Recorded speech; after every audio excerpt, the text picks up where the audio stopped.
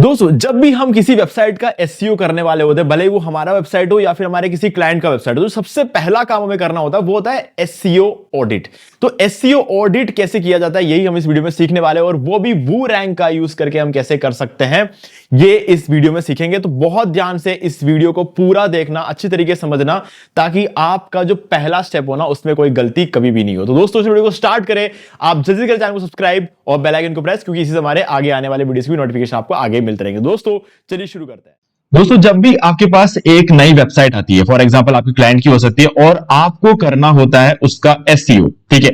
अब एक बात समझ लेना, जब आपको किसी चीज का एसईओ करना होता है किसी वेबसाइट का, तो जो पहला काम आपको करना होता है वो है उसका ऑन पेज एसईओ करना, ठीक है। ऑफ पेज बाद में करते हैं, वो शुरू में मैटर नहीं करता, क्योंकि ऑन पेज में सारे जो इश्यूज है उसको जब तक आप रिजॉल्व नहीं करते, या फिर ऑन पेज जिन चीजों की रिक्वायरमेंट है जब तक आप उन चीजों को फुलफिल नहीं करते, तब तक बैकलिंक्स बनाने का कोई मतलब नहीं है। तो आपका पहला स्टेप होता है ऑन पेज एसईओ करना। और ऑन पेज एसईओ करने के लिए अगर हम अपना खुद का वेबसाइट बनाते हैं तो उस केस में तो हमें पता होता है क्या क्या चीजें करनी है, लेकिन एक क्लाइंट को पता नहीं होता है, तो उसने अपनी वेबसाइट में बहुत सारी गलतियां कर रखी होती है। तो गलतियां निकालने के लिए हम यूज करते हैं WooRank, ठीक है। अब WooRank एक पेड टूल है, मैं आपको पहले ही बता देता हूं कि WooRank एक पेड टूल है। पहले फ्री टूल हुआ करता था, लेकिन आज के डेट में ये एक फ्री टूल नहीं है।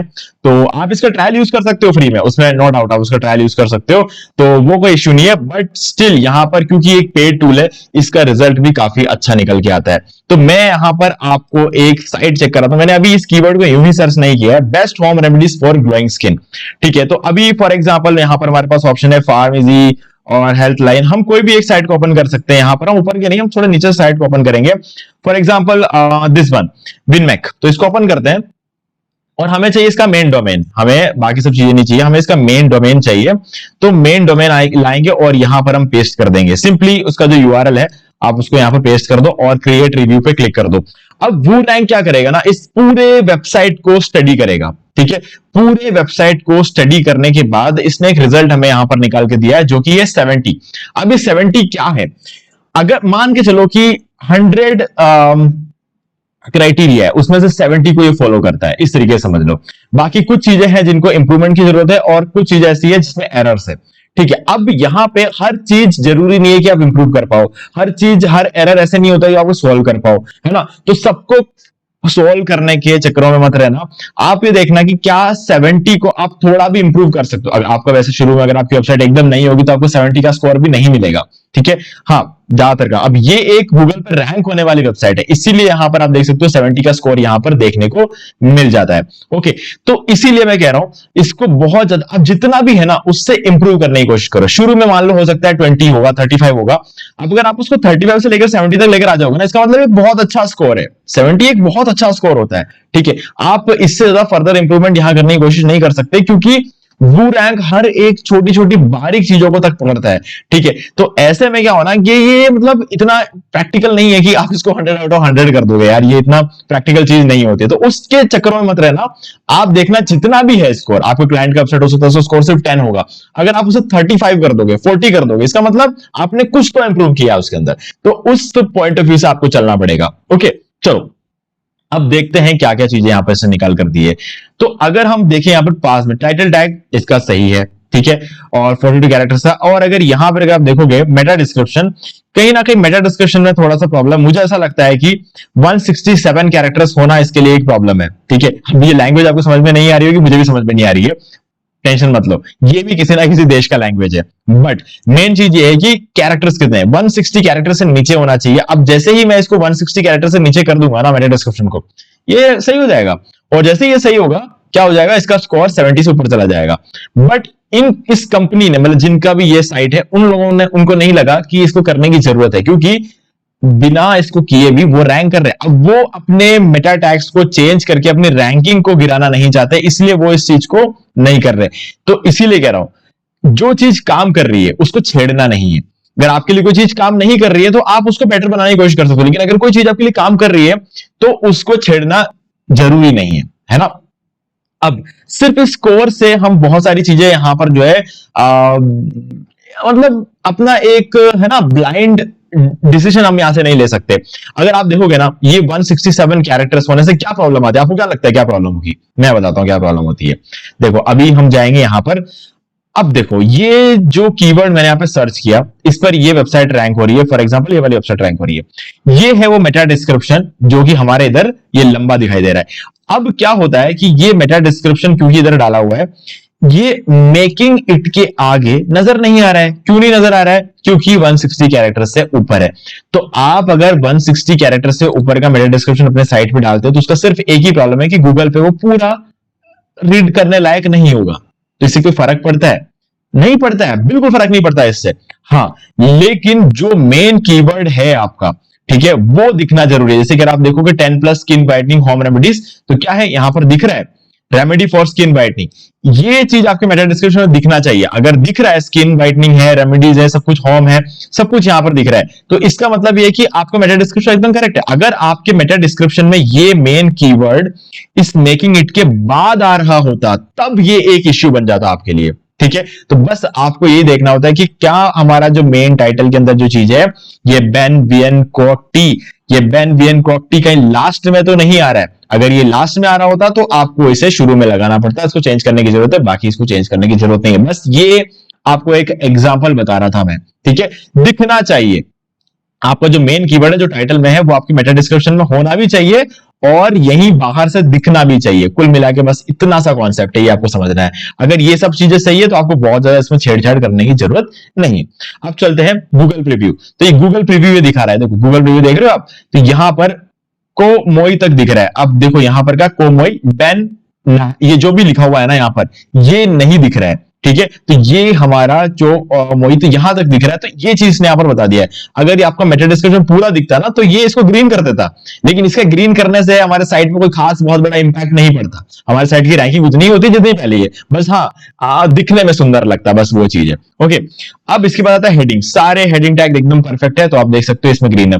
अब कंटेंट एनालिसिस, ये जो है ना ये इंफॉर्मेशन है, इससे आपको कोई मतलब होने की जरूरत नहीं है, ये सिर्फ इंफॉर्मेशन है कि आपका साइट किस चीज के बारे में। तो ये जो चीज होती है ना, आप देख सकते हो यहां पर इंफॉर्मेशनल, इसमें आपको कुछ भी बदलाव करने की जरूरत नहीं है, ये एकदम परफेक्ट चीज होती है, बस आपको इंफॉर्मेशन दे रहे हैं यहां पर। ओके, चलो ऑल्ट एट्रीब्यूट है, सभी इमेजेस में ऑल्ट एट्रीब्यूट है, बहुत अच्छा काम किया है। इन पेज लिंक्स है, बहुत बढ़िया काम कर रखा है। ठीक है, और लैंग्वेज सही है, ठीक है, वियतनामीज लैंग्वेज यहां पर यूज किया गया है। और यूआरएल रिजॉल्व, यूआरएल का कोई इश्यू यहां पर है नहीं। robo.txt फाइल भी यहां पर है। एक्सएमएल साइट मैप भी फाउंड है, एक्सएमएल साइट मैप यहां मिल रहा है, तो इसको इंप्रूवमेंट की जरूरत है। ठीक है, it is recommended to add it to your robo.txt file. तो ये इसने बोला है कि इसको robo.txt फाइल के अंदर ऐड कर, तो आपको बस इसको ऐड करना है। ऐड करते ही क्या हो जाएगा, ये ग्रीन हो जाएगा। ठीक है, साइट मैप वैलिडिटी सब बराबर है। URL parameters, good, the URL looks clean, तो यूआरएल जो है वो बिल्कुल क्लीन दिख रहा है। क्लीन दिखने का मतलब ये है एसईओ फ्रेंडली यूआरएल होता है। ठीक है, तो वो चीज एकदम परफेक्ट है। और रोबोट टैग्स यहां पर आपको अवेलेबल है, ये इंफॉर्मेशन, तो यहां पर नीचे आते रहेंगे।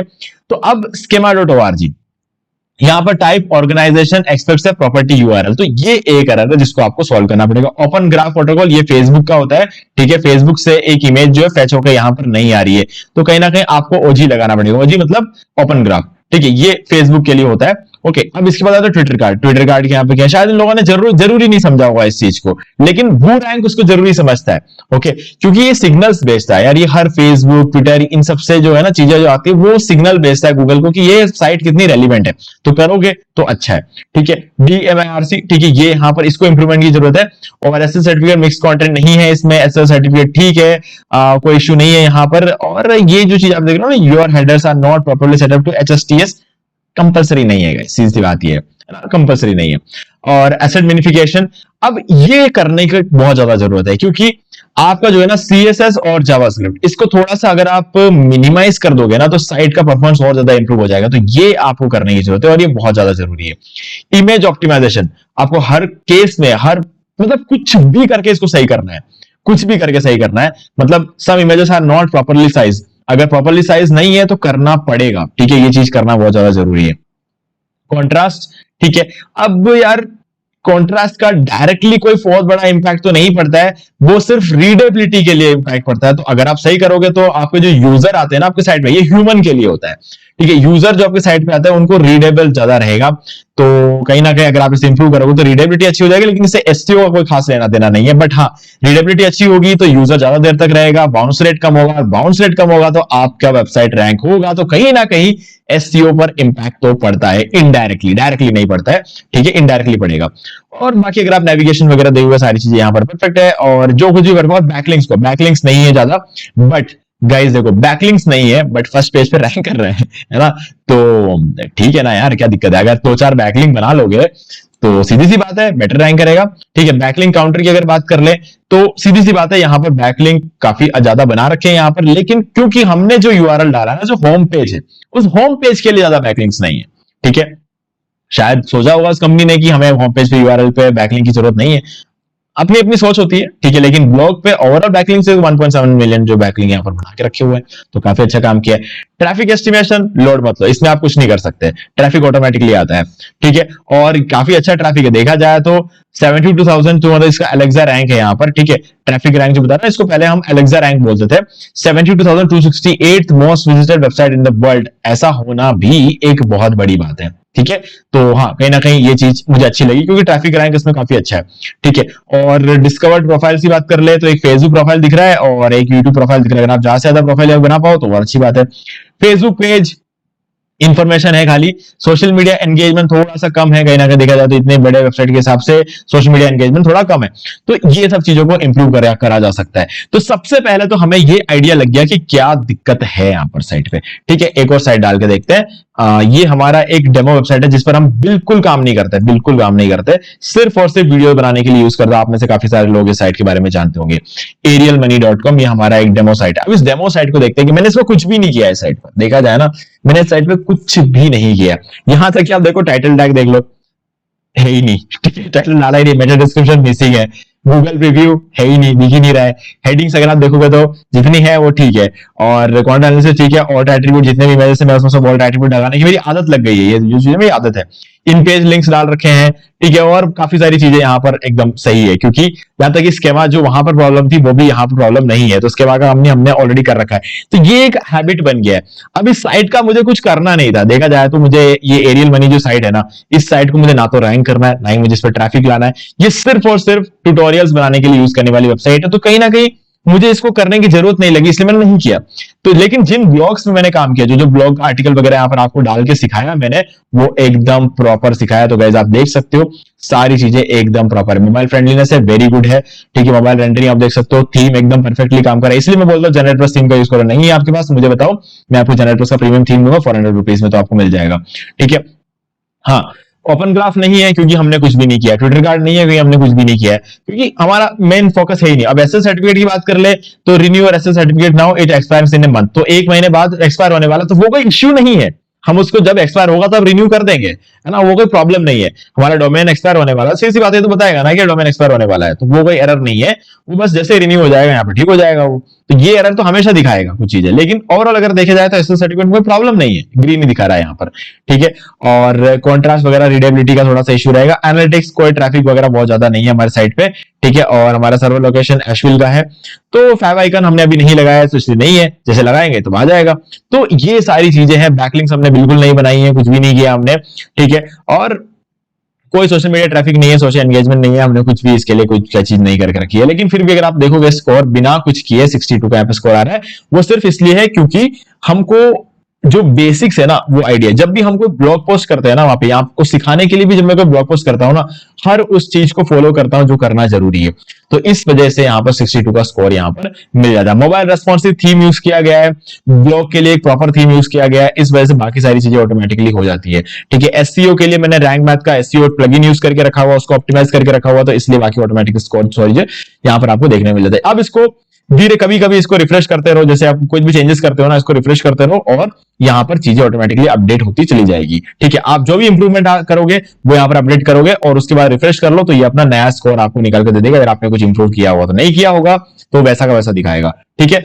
और कुछ चीजें आप इंप्रूव कर भी लोगे ना, तब भी ये हाथों हाथ अपडेट नहीं होगा। क्यों? क्योंकि गूगल का क्रॉलर उस पर आएगा, गूगल का क्रॉलर उसको ढूंढेगा, उसको रैंक करेगा, ठीक है, ट्रैफिक उस पर आएगा, उसके बाद हो सकता है वो चीजें इंप्रूव हो। लेकिन इस अगर आप टाइटल डिस्क्रिप्शन जैसी चीजें अपडेट करते हो ना, तो वो तो हाथों हाथ हो जाएगा। लेकिन कोई बहुत ज्यादा टेक्निकल चीजें जो होती है ना, तो उन चीजों में आप कुछ इंप्रूवमेंट लाओगे तो हाथों हाथ नहीं होगा, कुछ 4-5 दिन आपको वेट करना पड़ेगा। उसके बाद अगर आप इसको रिफ्रेश करके देखोगे तो ये हो जाएगा। तो वो रैंक देखा जाए तो एक प्रीमियम टूल है, लेकिन गाइस देखो, कुछ चीजें ऐसी होती है ना जो चाहिए होती है, आपको पता ही नहीं है गड़बड़ कहां है, तो आप सॉल्व कैसे करोगे? तो गड़बड़ निकालने के लिए आपको इस टूल की रिक्वायरमेंट होती है। तो गाइस मैं आपको सजेस्ट करूंगा कि अगर आप एसईओ करते हो अपने क्लाइंट के लिए, तो आप इस टूल को बाय करो और इसका यूज करके आप करो। अब देखो, मेरे पास इसका कोई डिस्काउंट लिंक वगैरह नहीं है, कोई एफिलिएट लिंक नहीं है। आपको बाय करना चाहो तो आप कर सकते हो, नहीं करना चाहो तो छोड़ सकते हो, ठीक है। कोई डिस्काउंट लिंक होता तो मैं आपको बोलता कि ठीक है, मेरे लिंक के थ्रू आपको डिस्काउंट मिल जाएगा। जब होगा तो मैं डाल दूंगा इस वीडियो के डिस्क्रिप्शन में, चेक कर लेना डिस्क्रिप्शन में कोई डिस्काउंट लिंक है या नहीं है। अभी फिलहाल जब मैं वीडियो बना रहा हूं अभी तक तो नहीं है। बाद में अगर मुझे कंपनी कांटेक्ट करेगी, कोई डिस्काउंट लिंक वगैरह अगर इस वीडियो को देख के मुझे प्रोवाइड करेंगे, तो मैं आपके साथ उसे शेयर करूंगा, ठीक है। फिलहाल के लिए कुछ नहीं है। तो अगर आपको अच्छा लगा हुआ टूल तो आप इसको बाय कर सकते हैं, लेकिन आपके काम बहुत आएगा, ठीक है। कहने का मतलब ये है कि आपको बहुत काम आएगा ये टूल। ओके गाइस, तो इस वीडियो को यहां तक देख के अगर आपको कुछ भी बेनिफिट मिला हो तो गाइस आप इस वीडियो को लाइक कर सकते हैं, है ना। थोड़ा सा भी वैल्यू अगर आपको लगा इस वीडियो को देख, कुछ भी नया सीखने को मिला है, तो आप इस वीडियो को लाइक कर सकते हैं। बाकी गाइस कुछ डाउट हो तो कमेंट करके पूछ सकते हैं। वीडियो अच्छा लगे तो इस चैनल को सब्सक्राइब कर लो, बेल आइकन को प्रेस कर लो, ताकि आपको ऐसे ही वीडियोस के नोटिफिकेशन आगे भी मिलते रहे। तो दोस्तों, आज वीडियो से इतना ही। देखने के लिए आपका बहुत बहुत धन्यवाद। तो दोस्तों, मुझे भी देखिए आपको ये वाला वीडियो अच्छा लगा होगा। अब यहाँ पर 2 और वीडियोस जिनके अंदर मैंने आपको बताया कि आप कैसे घर बैठे बैठे पैसिव इनकम जनरेट कर सकते हो। दोस्तों, इन दोनों वीडियोस को आपको एक बार जरूर देखना चाहिए। बाकी गाइस, अगर आपको ये वाला वीडियो अच्छा लगा, लाइक जरूर कर दो, चैनल को सब्सक्राइब करके बेल आइकन जरूर प्रेस कर ले, क्योंकि इसी से हमारे आगे आने वाले वीडियोस की नोटिफिकेशन आपको आगे मिलते रहेंगे। दोस्तों, आज वीडियो से इतना ही। देखने के लिए आपका बहुत बहुत धन्यवाद।